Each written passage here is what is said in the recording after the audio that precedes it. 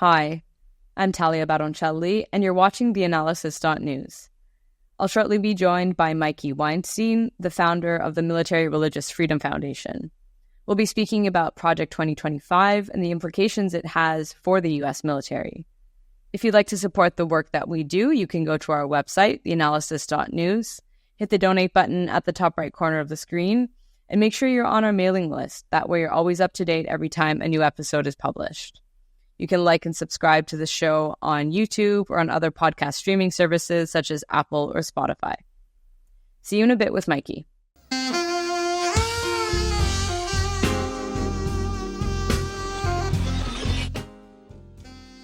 Project 2025 is a lengthy policy agenda authored by the Heritage Foundation, a conservative and Christian nationalist think tank. Investigative outlet ProPublica recently obtained Project 2025 private training videos, which involve several former Trump officials.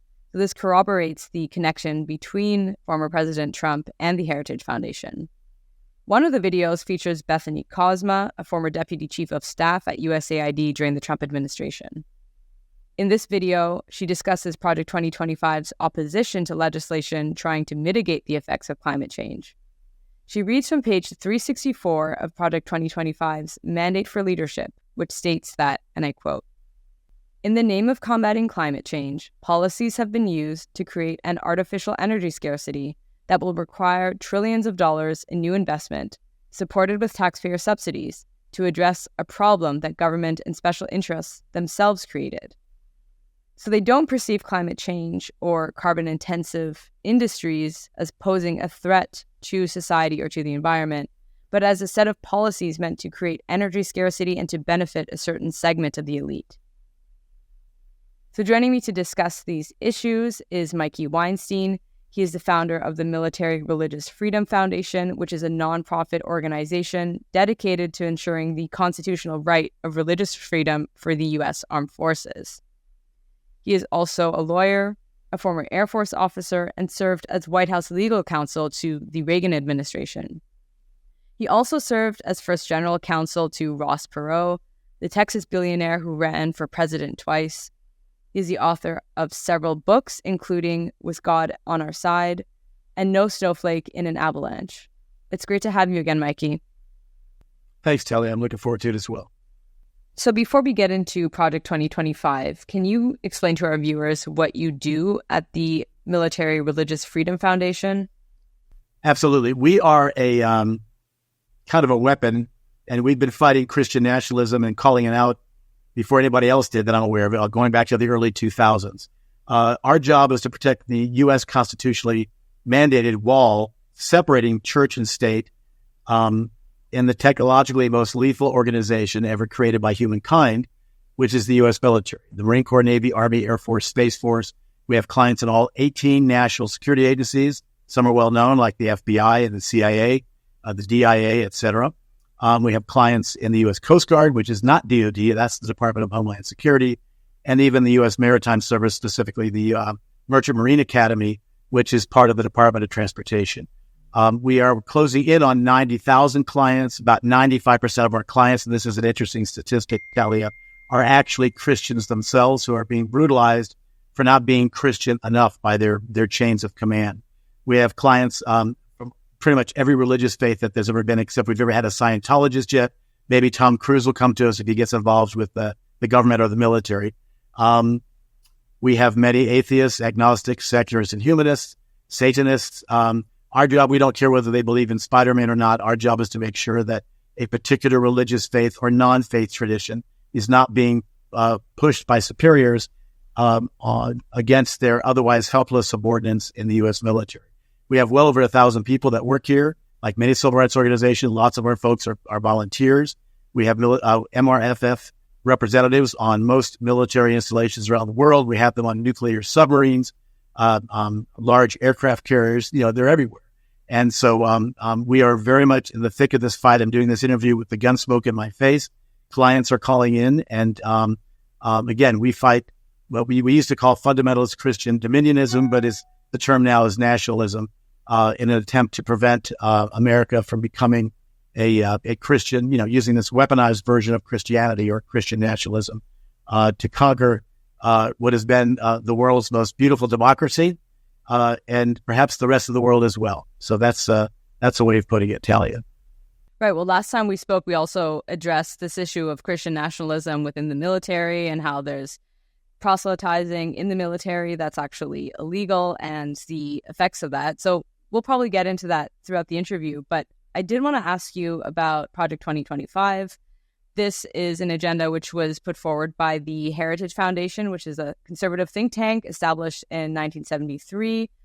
They've been instrumental in shaping Republican policy over the decades, and they've been advancing a very right-wing agenda, which emphasizes free enterprise, limited government, but also a lot of other really controversial things, such as not supporting reproductive rights or abortion, and also wanting to essentially change the nature of the U.S. government and the way the U.S. government functions. So why don't you explain to us what Project 2025 is and what the implications would be for the U.S. military as well? I spent over 3 years in the West Wing working in and there of the Reagan administration. The Heritage Foundation started this whole thing back in 1973, and the first presidential administration to start implementing their views of this Christian nationalism was unfortunately the Reagan administration. I was there, I can see it. About 2,000 different proposals coming from the Reagan administration were tied to the Heritage Foundation. And I guess the best way to describe it in a brief interview here that we're doing for your supporters and folks that are interested in hearing about this, your fan club and everybody else, because we love the analysis, is an analogy. And that is Mein Kampf is to Hitler as Project 2025 is to Trump and make America great again, or make America Germany in 1933 again. It is absolutely a blueprint written by some of the lawyers, scientists, doctors, whatever. It's 920 pages. It's 4 separate sections. It's 30 chapters. Too long to read, but tons of people have talked about it. When it got discovered, I wrote an op-ed on it months ago. Suddenly, Trump tried to distance himself from it, indicating he had no idea about any of this. But of course, nearly, I think it's well over 24 of the folks that were in his administration are principal drafters of this. So, of course, it's absolutely part and parcel of the MAGA agenda. It, among other things, is trying to get rid of the FBI, the Department of Justice, the National Weather Service. Women don't get to have abortions. There'll be no teaching of critical race theory. It hates diversity, equity, and inclusion. Anything that appears to be good for us moving forward as a species, it is against. And the driver is Christian nationalism, not the kind of Christianity that many Americans or other folks in the world follow, but this idea of muscular, weaponized Christianity, which is you either accept our view of this or you don't deserve the right to be an American citizen. And we're not quite sure you even deserve the right to be alive. Our military is the vanguard of our constitutional rights. And the bottom line is, there's a great phrase in Latin that I now forget, but basically, who will guard the guards? And the guardians of our society is our military. And if our U.S. military is infiltrated and becomes inextricably intertwined with Christian nationalism, it's over.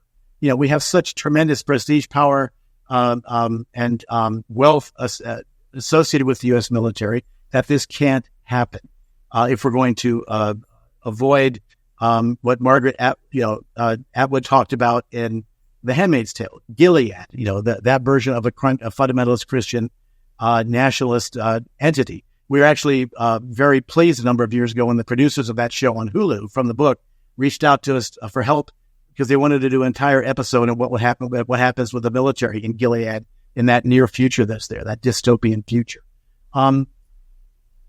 I think it's on page 102 and 103 of Project 2025. It talks about, I'll just give you 2 examples, strengthening the rights of military chaplains to follow their mandate of their ministries in accordance with the basic tenets of their faith.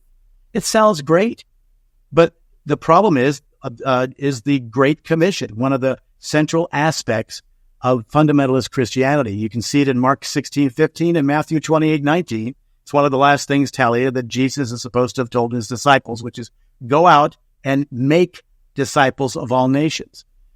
Every chaplain is an officer, which becomes a problem in and of itself.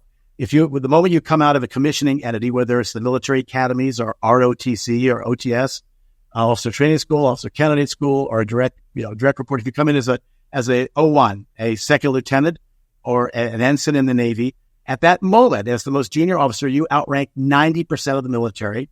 Why? Because you're an officer. I understand that most Americans do not understand the difference between officers and enlisted, but I'm telling you, even the most junior officer has incredible power. So you outrank 90% already. Chaplains are officers. And it's our best sense that somewhere about 84% of the chaplaincy in our military, and there are multiple thousands of them across the various branches, are evangelical, which by itself is okay, because evangelicals will still follow the time, place, and manner restrictions of our Constitution and the directives, instructions, and regulations of the Department of Defense.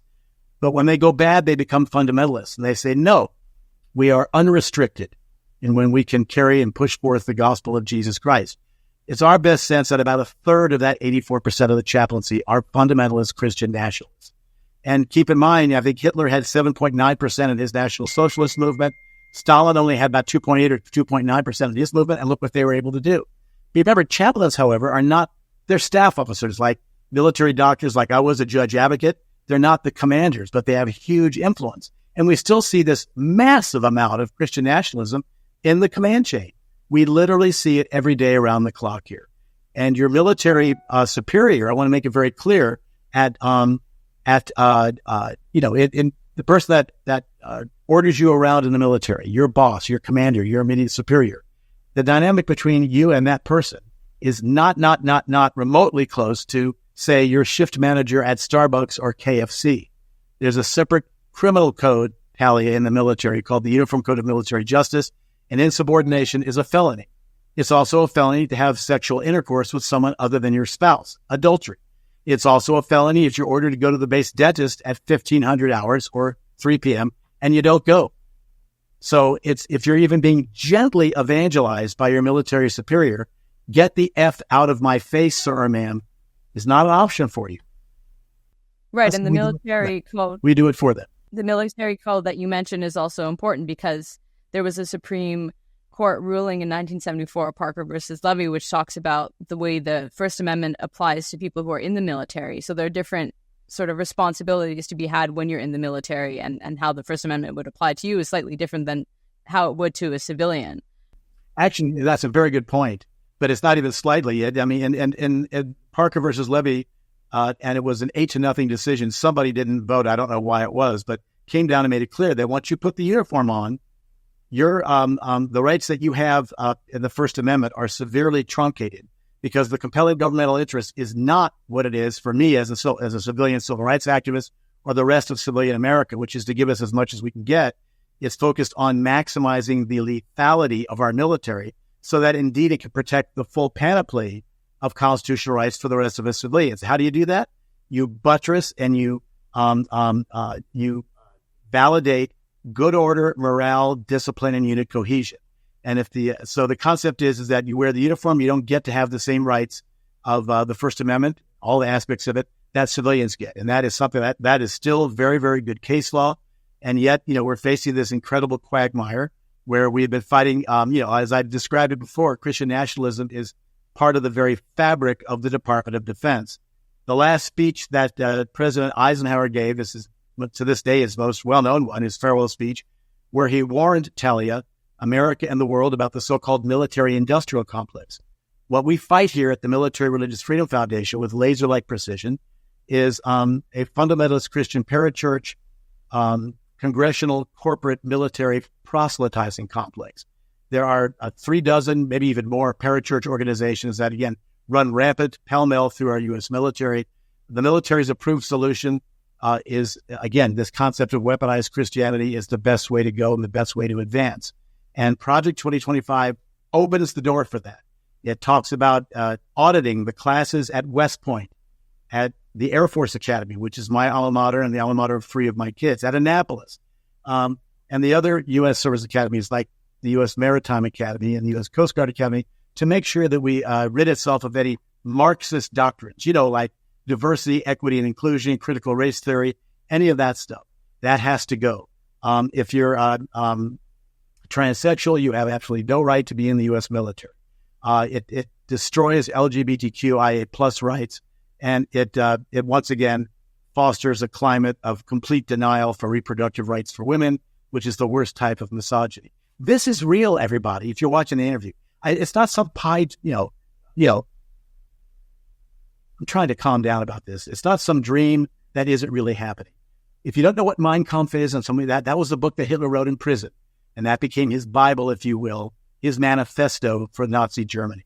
Right. Well, maybe to give a more concrete example so that, people who maybe don't know very much about this will be able to get some context. The head or the founder of the Heritage, I don't know if it's the founder, but the current president of the Heritage Foundation, Kevin Roberts, he has ties to Opus Dei. He is a right-wing, extreme Catholic, I guess. He is a Catholic, but I'm not trying to put down Catholicism, but his brand of extreme Catholicism is quite dangerous.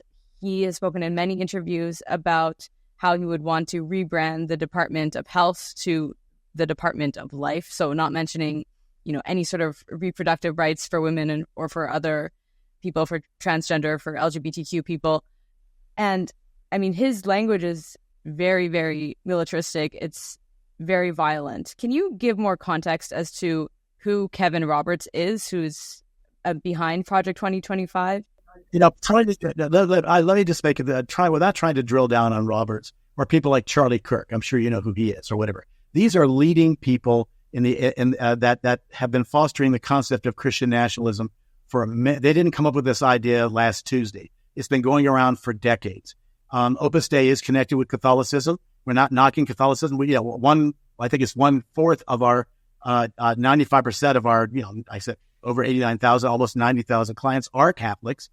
We're talking about the kind of Catholicism that Hudson, the father of Mel Gibson, Hudson Gibson and Mel Gibson tend to follow. And as you said, it's extremely dangerous. Without trying to get into specific personalities, these are people that have been around for a very, very, very long time that have been looking for ways in which to influence every atom or molecule, neutron and electron of our lives to drive it to this concept of, again, weaponized Christianity, which is very digital, 1 and 0. You accept our version of Christianity or you don't have a right to exist. And we'll take all of your rights away and we'll see where that ends up. Remember, 2025 talks about massive deportations. You heard J.D. Vance the other day, the presumptive vice presidential candidate, say, let's start with 1 million.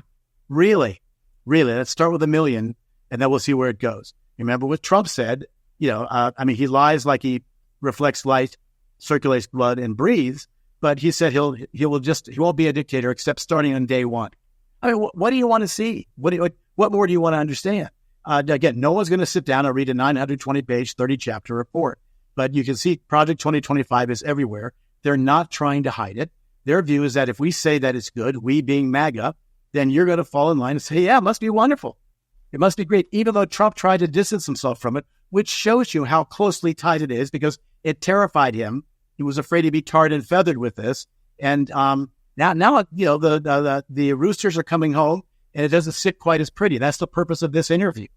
So when I talk about expanding the rights of chaplains of the military, that means everybody else to follow the dictates of their basic tenets of their particular faith. And it sounds beautiful. Why can't they just follow it?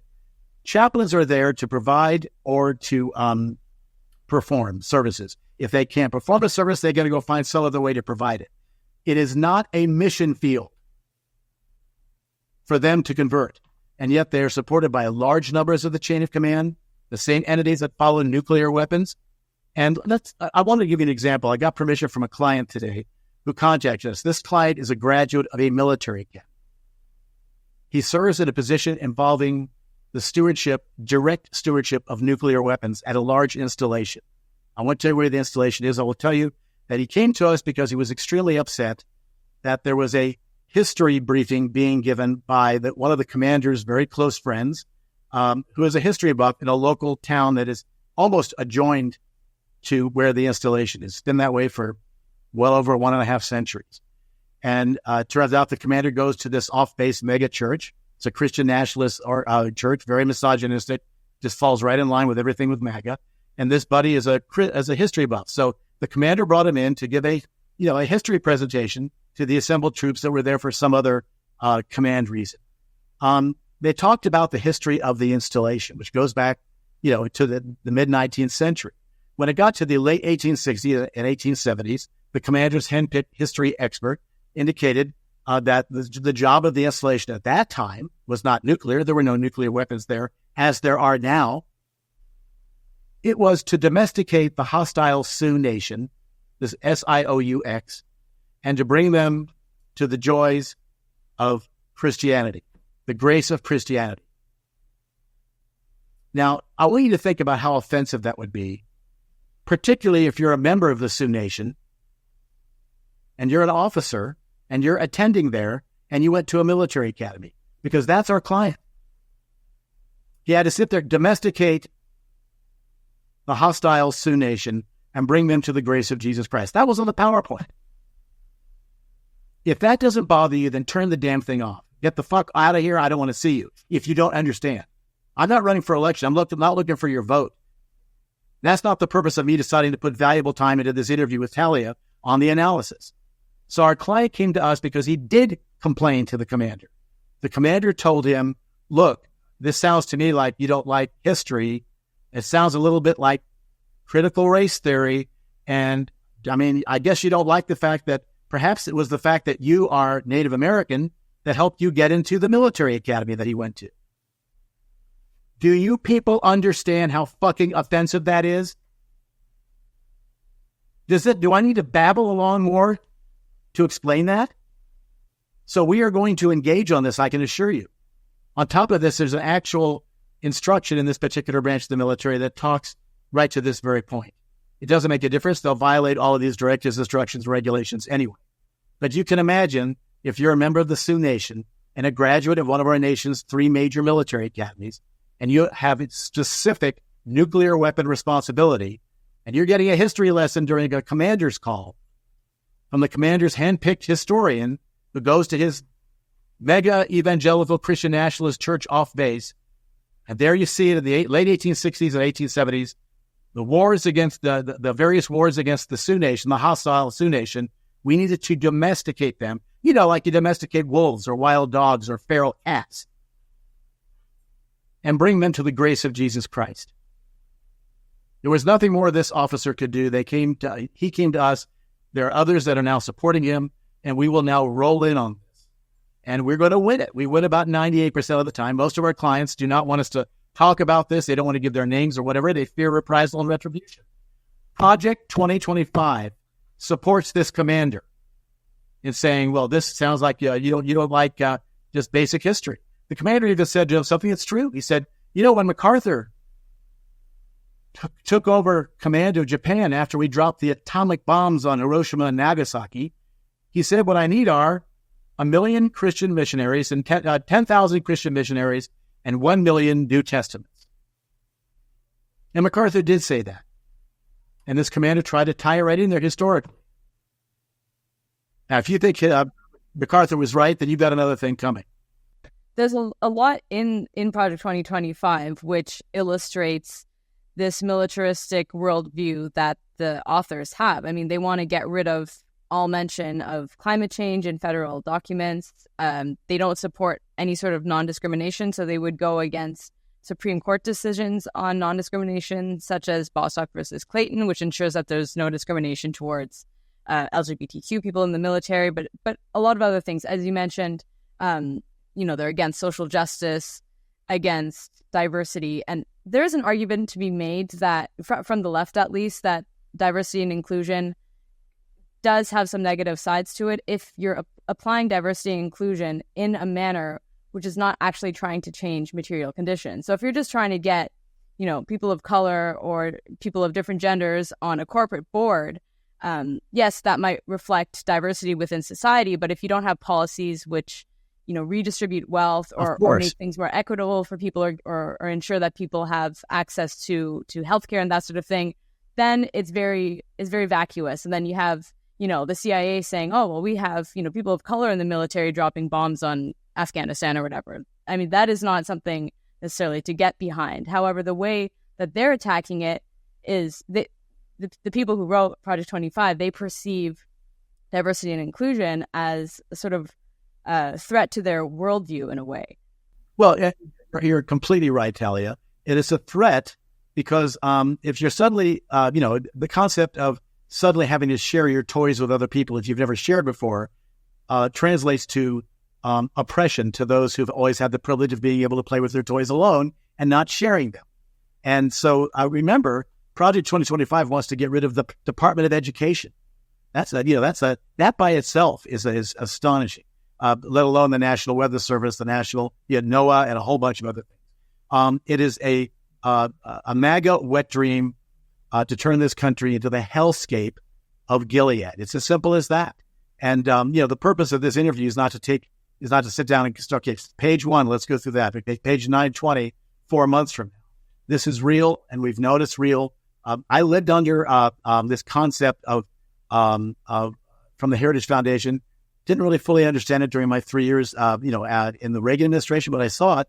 I could feel it. I could see the floodgates opening when I was there. And it was of great and grave concern even then, for over 40 years ago. But at the same time, now it's not as if they're trying to hide it. They do try to put a little bit of a lipstick on the pig by not calling it Project 2025. It's Agenda 47, since the next president will be the 47th president. It is a clear and present danger. It is a twisted, disgusting, putrescent, odious perversion of our U.S. Constitution. We actually have a Constitution. Other countries don't. Israel has no Constitution, as an example, but we do here. And it's bad enough when you see Christian nationalism, as we've discussed, Talia, in other parts of the government, or locally even, with the police department, the sewage workers, the firefighters, in public schools and legislatures, but where you see all of the nuclear weapons, the drones, the tactical weapons, the laser-guided weapons, that's the U.S. military. It isn't, a mere problem, issue, or challenge. It's a national security threat, not just to this country, but the world. Much worse than what we're seeing from the Taliban or Al-Qaeda or anything else like ISIS, and this has to be fixed here. By order of magnitude, keep in mind, there are about 2 million civil servants. We haven't even talked about Schedule F yet. Yeah, I wanted to get to that. Yeah, and this is a concept of the federal government has about 2 million civil servants in it. Prior to the concept of Project 2025 and Schedule F, which Project 2025 creates, there are 4,000 political appointees that are loyalists to Trump. Under this new procedure, with 2025, there'd be 50,000 Schedule F loyalists. They would change the job descriptions of many of the merit-based career civil servants to excise them out of the military. So this would essentially lubricate, as opposed to granulate, the process to implement all of these mind-rippingly hideous far-right, white supremacists, Christian supremacists, male supremacists, heterosexual supremacist positions. And I'm not going to try to take you through an entire personnel concept of how you handle HR, but that's a tremendous amount. I was a political appointee when I left my job as a career Air Force officer. I was still at the White House, and one day I went from being a captain to being a political appointee in a very senior position. And it's a nice, cushy job, but you also serve at the pleasure of the president, which means that if you transform a bunch of these key positions in the military in the government that for years have been career civil servants suddenly into the Schedule F, that means the president can fire them by flicking his finger there and put his loyalists in. Right. Because earlier you said excise them from the military, but I think you meant excise them from the government in general. So also just excise them from different governmental departments. Yes. But remember, we have a military that is subservient to civilians. Although we have a chief of staff in the Army, there's an Army secretary. Although we have a chief of staff of the Air Force, General Alvin, there is an Air Force secretary, Frank Kendall. Randy George is the chief of staff of the Army. Christine Wormuth is the secretary of the Army. In the Navy, it's Carlos Del Toro. He's the civilian secretary. The chief of naval operations is a career, obviously, military person.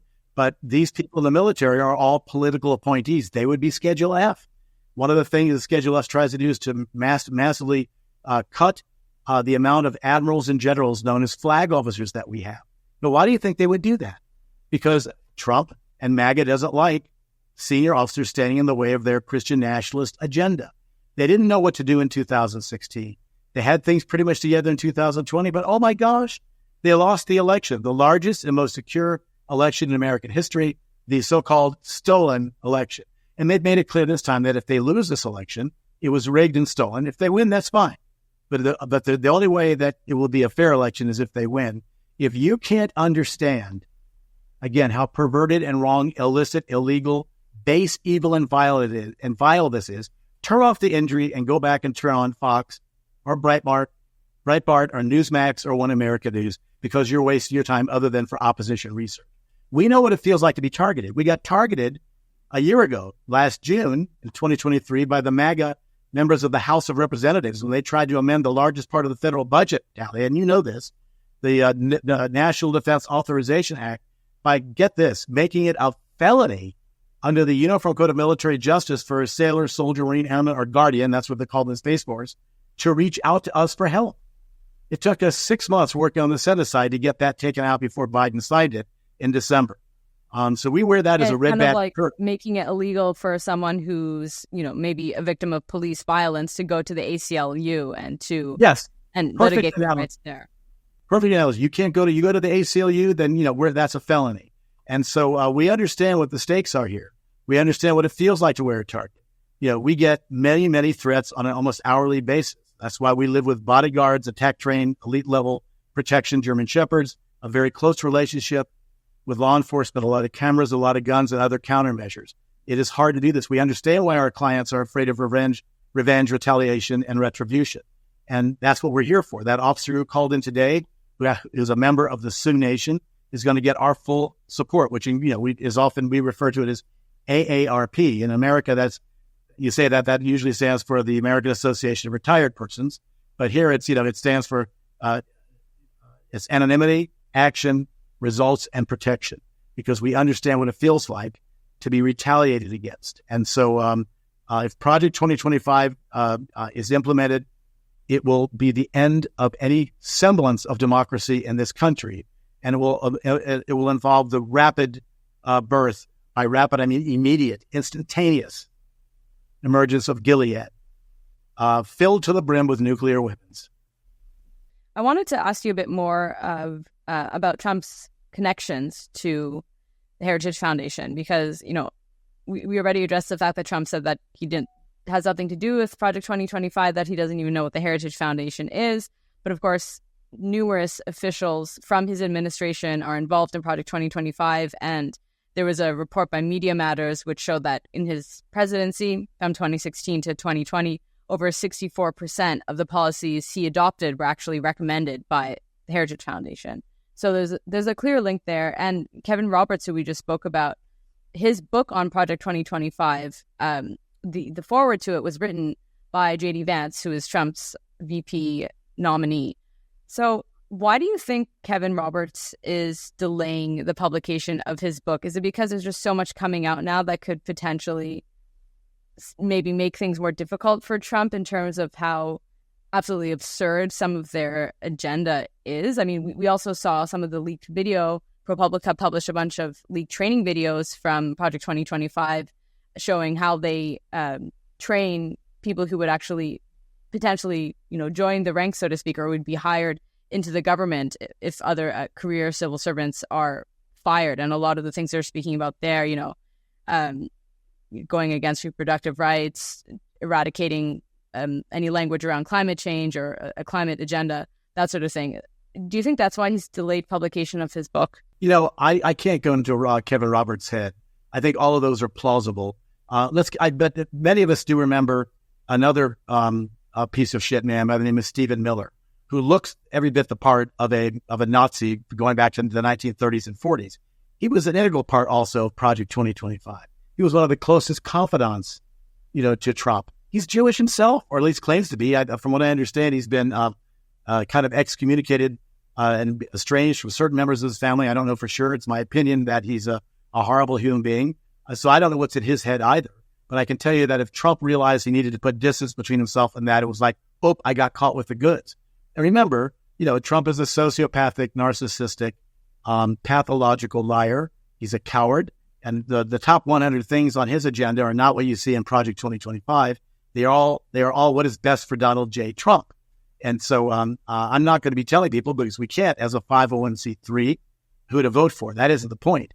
We're here to discuss Project 2025, where it came from, what it means, and what is, where it came from. It's here now, what it may look like, again, in this dystopian hellscape of what might be left of our country if it gets in there.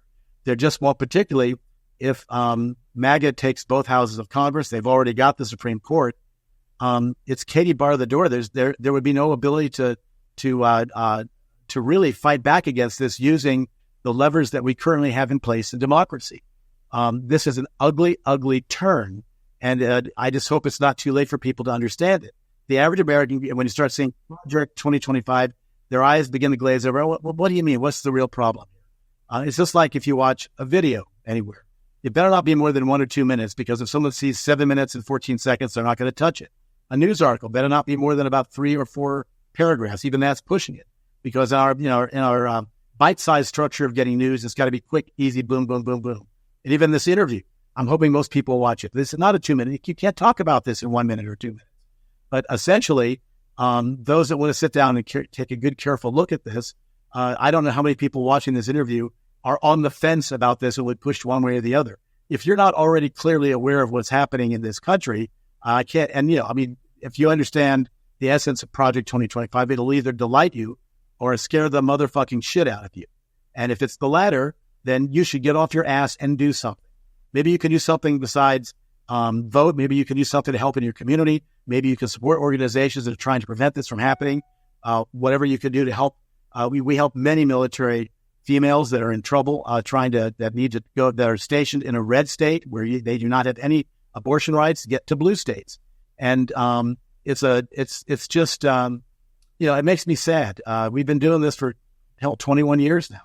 And it started with Mel Gibson when his wonderful movie, The Passion of the Christ, came out on February 4th, 2004. And when I saw what my own children at the Academy, had 3 of them there at the time, and other people were going through at the Air Force Academy, from the push from their command structure, both cadet and officer command structure, to go see this film. And I don't know if you've ever seen it, but it's pretty much a snuff film for Jesus. And it was Mel Gibson's, if you've seen him do Braveheart, he's real good when it comes to blood and guts, or his movie Apocalypto. I like some of his movies. Didn't like this one too much. And when you make this part of the mandate for our U.S. military, you've put a dagger right next to the throat of democracy. Small puncture, and move it either way, and it's over. You'll bleed out. And we're not going to let it bleed out. That's what we're going to fight. I'm a civil rights activist. I've got a team. We have others that are out there. And it's through the good graces of entities like theAnalysis and doing this interview that we could try to meaningfully alter the minds of some people to get off their asses and do something.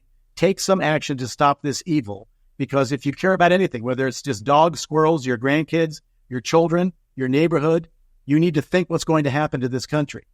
Go to Hulu if you don't want to read the book, The Handmaid's Tale. There's many seasons of The Handmaid's Tale. Take a look at that if you want that to be the future of this country, because it's this far away. I think we're 84 days when we do this interview, maybe 86 days away from the election.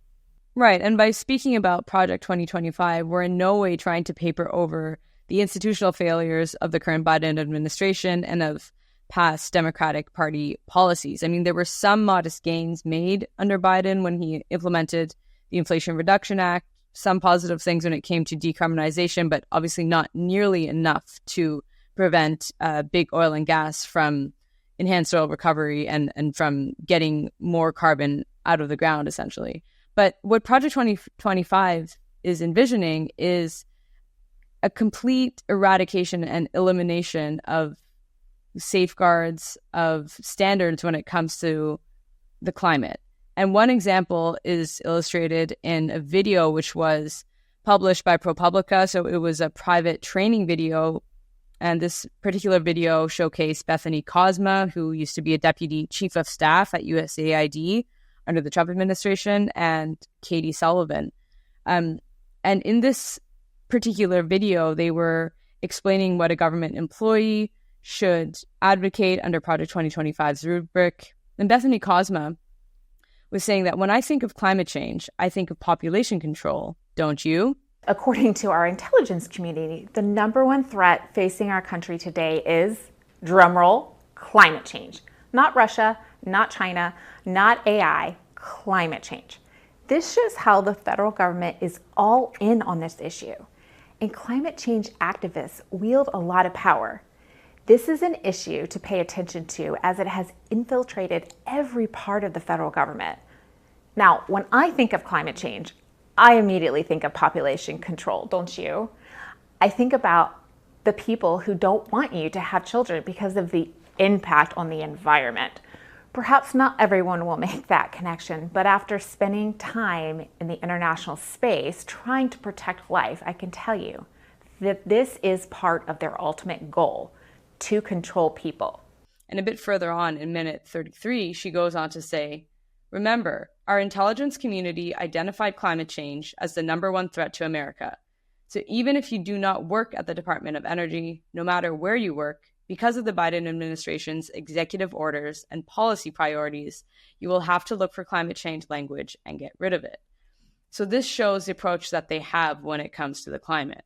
There's a saying in Washington, D.C. that it's a little sexist. It says, under Republicans, man exploits man. But under Democrats, it's just the opposite. Can you guys get that?